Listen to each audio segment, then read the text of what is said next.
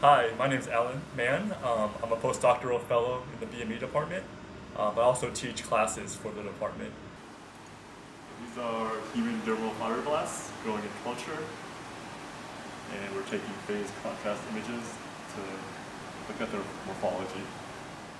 So I didn't really understand what an engineer did on like a day-to-day basis until my senior year, where I did a year long of research with a professor and a grad student. I had my own independent research project. So that's very similar to what you would be doing in your co-op, where you'll go out and actually experience what engineers do on a day-to-day basis. Biomedical engineering is a very broad field. I chose academia, but there's lots of choices you can choose. I had choices of going to industry or working in just general business, but I personally chose academia.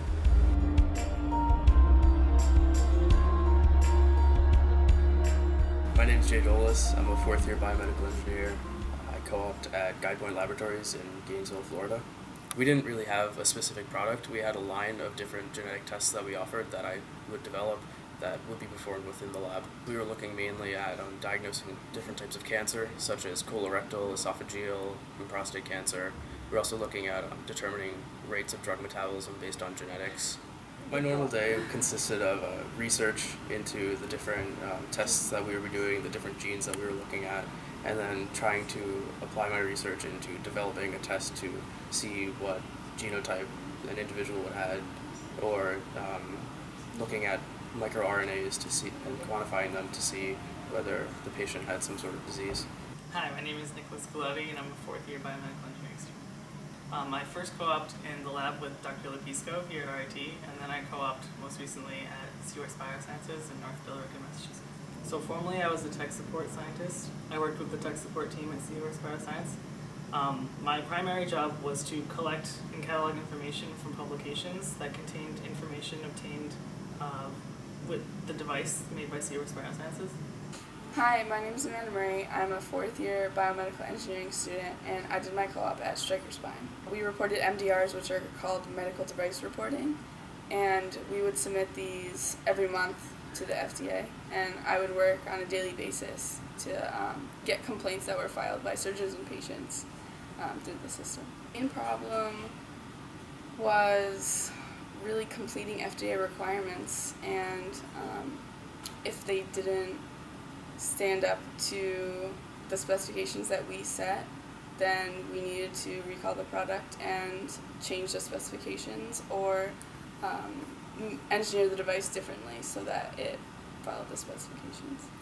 My name is Dylan. I'm a fourth-year biomedical engineering student, and I have co-opted 3 times.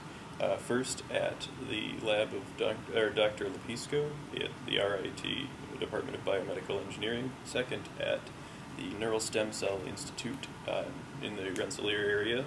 And thirdly at the SUNY Center for Nanoscale Science and Engineering. At the Neural Stem Cell Institute, actually, I worked with a team of tissue researchers who were trying to develop a cure for certain kinds of degenerative ocular diseases, and they were actually working in a mouse model, which is they were doing research on mice, and one of the big problems that they were having with their research was the difficulty in performing surgical procedures on such a small area because the mouse eye is very small. And I ended up designing a device that helped them to hold the mouse eye in a position that allowed them to conduct their research more quickly and repeatably, and also made it easier to train new technicians on their procedures. So yeah, I'd say that the overlapping knowledge between the more engineering side of our education and also a lot of biomedical considerations like the anatomy of the eye, what sort of considerations you have to take into account when working with a physiological system, those were very important because it allowed me to communicate with the tissue researchers and also to do more of a mechanical design. My name is Caitlin Bussey. I'm a fifth-year biomedical engineer, and I've done a year's worth of co-ops now, starting at the Wake Forest Institute for Regenerative Medicine in North Carolina, and then here at RIT in the Nano Biodevices Lab, and then finally at Janssen Pharmaceuticals in Springhouse, Pennsylvania. I'm Morgan Stussel. I'm a fifth-year biomedical engineer as well, and I have co-opted with the Women in Engineering program here at RIT, Janssen Pharmaceuticals in Malvern, PA, and Orthoclinical Diagnostics in Rochester, New York. And I worked under the Pharmaceutical Development and Manufacturing Sciences Division under Janssen, and my main project was vaccine development and technology upscale. So I worked a lot with building bioreactors and design of experiments within those bioreactors, primarily with media type and composition. So the cells respond to the different components of the media and will grow differently, experience different growth profiles. So I was trying to find the best one for the media to create the vaccine. At Orthoclinical Diagnostics, I did feasibility testing and proof of concept for a new clinical chemistry system. So Orthoclinical Diagnostics does diagnostic medicine. So blood, urine, and cerebrospinal fluid get tested when the doctor tells that you need a blood test. They grab your blood and then they stick it in a machine. And so Orthoclinical makes those machines. And so we're working on a new clinical chemistry system. My name is Kayla Wheeler. I'm a fifth-year biomedical engineer, and I've co-opted at Strain Measurement Devices in Connecticut, and also I've co-opted for my startup through the business school. We basically came up with a startup idea of creating headgear to prevent against concussions, particularly in non-helmeted sports. We're working on the customization aspect of the headgear. So we're essentially creating padded foam that we can implement into helmets and also into headbands for non-helmeted sports.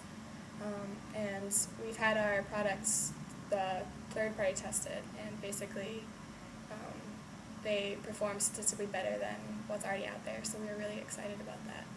Hi, my name is Lindsay Domblowski, and I'm a fourth-year biomedical engineering student. I've co-opted at Mine Safety Appliances, I've co-opted with Engineering World Health in Rwanda, and I've co-opted at Thermal Gradient. So Thermal Gradient does a point-of-care device to detect if a patient has HIV or tuberculosis or other diseases using polymerase chain reactions in less than 8 minutes. So the conventional method takes 45 minutes. Real engineering techniques, you really have to think, you really have to come up with your own designs, your own experiments, and use a lot of what I've learned in my classes. My name's John Ray, and I'm a fourth-year biomedical engineering student. I co-opted Santa Fe Pasture in Swiftwater, Pennsylvania.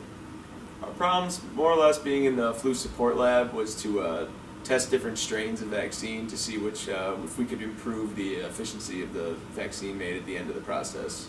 So we changed small parts of the whole week-long vaccine making process and see what produced the best results.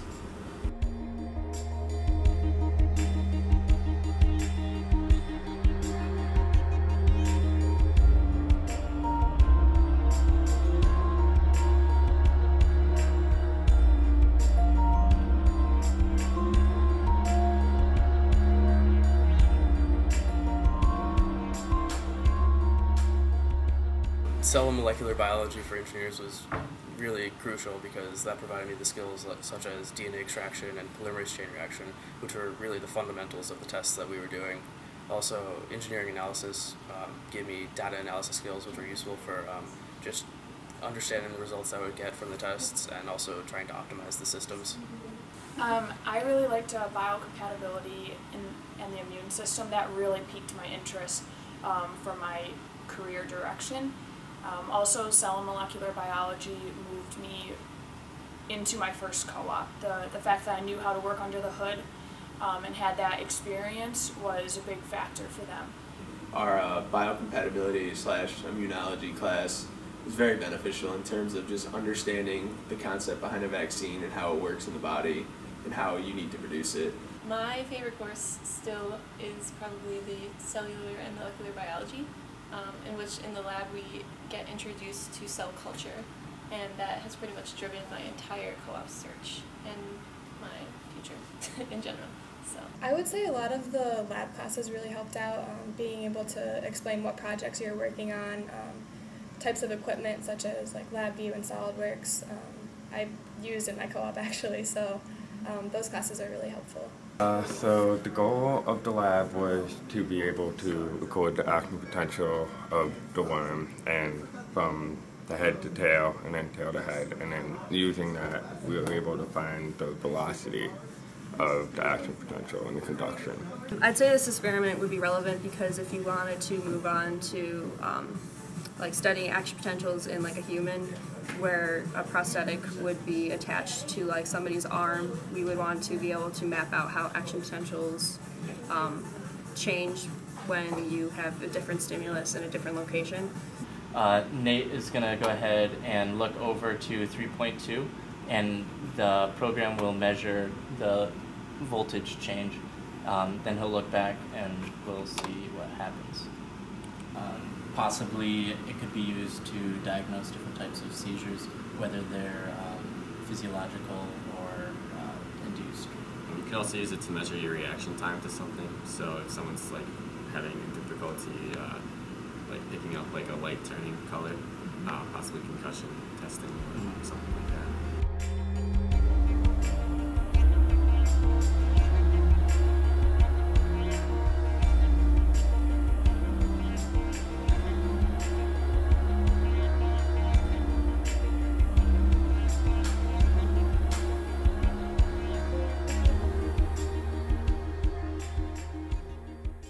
I love being a biomedical engineer because I'm really good at math, and the engineering aspect of this biological career path lets me apply that mathematical structure to the biological world.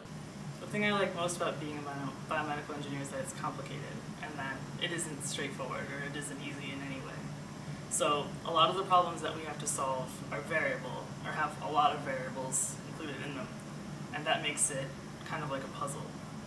And assembling all of the pieces of knowledge that we have from different classes is kind of how you solve that puzzle. I love being able to use engineering problem-solving skills in a medical or biological application. Well, I definitely like the biological aspect of both biomedical science and biomedical engineering, but I feel like the difference comes in the ability to problem solve.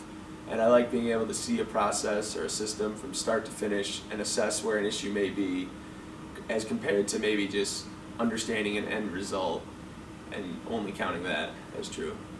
The broad whole process design that you get to see. With life sciences, you may get to see a process like a cell culture, but you might not completely understand it. As a biomedical engineer, you have the problem solving skills to assess a situation, realize what might be wrong with it, and you can apply that to a life system. I really like the combination of being able to design products and also help people through those solutions. And I liked being able to have so many applications that are out there, whether it's research or working for an engineering firm, designing prosthetics or medicine. You have an impact on the fundamentals of what's going on. Doctors, while their work is extremely important, they use what biomedical engineers make.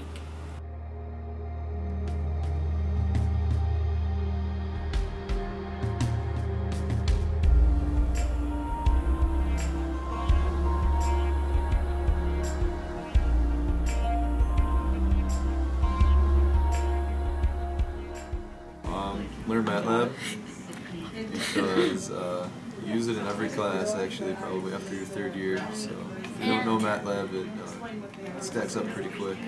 Study, do your homework, I don't know. Learn physics. Learn physics. Physics is good. To make sure that you actually want to be an engineer first, you want to make sure that your math and physics skills are strong so that you can perform as an engineer in essentially any function, but specifically for biomedical applications. It's so many different things combined. So they need to be interested in the biology component and they need to be interested in the engineering component. There's a lot of math and biology mixed together.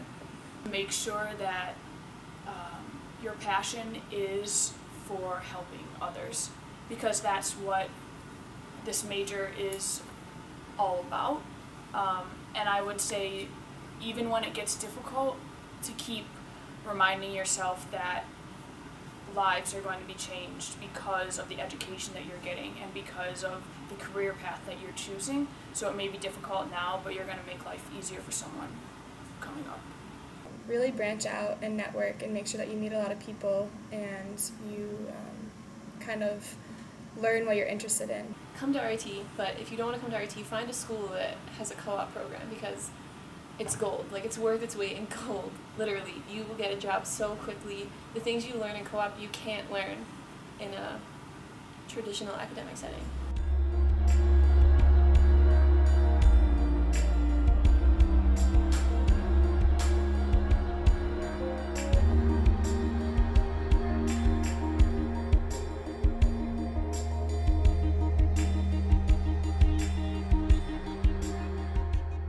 I'd say biomedical engineering is obviously a very broad field. You have your range from the mechanical side and the prosthetic development all the way down to maybe the more life sciences and pharmaceuticals and drug delivery. And I'd say a biomedical engineer can cover any aspect of that range. What we really do is we solve very, very complex problems that require a lot of assumptions, and we have to feel comfortable with them, and we break them down to the simplest forms and we solve them. To me, I guess, biomedical engineers focus on all the technological advances that are happening today and say, hey, how can we use this to better the lives of people? Not just us in our first world country, but like the entire world. So how can we create a way to fix the future, I guess? A biomedical engineer combines a lot of different types of engineering into one because the body has so many different types of forces and components to it. So you need to be able to deal with mechanical systems and fluid systems and electrical systems all into one. If you had a biological researcher, might not have the exposure to engineering concepts that would allow them to solve certain problems, and vice versa. An engineer who could have difficulty providing solutions to somebody who spoke the biospeak, so to say. And if you're a biomedical engineer, you have a foot on both sides of that door, and it allows you to bridge the gap, I'd say, between the two disciplines and allow both of them to work together more effectively to deliver solutions. I feel like a biomedical engineer utilizes the general engineering principles and skills to solve problems in the medical or biological industries. Biomedical engineering has a generational impact, and I think that's what biomedical engineers do, is that they change generations to come.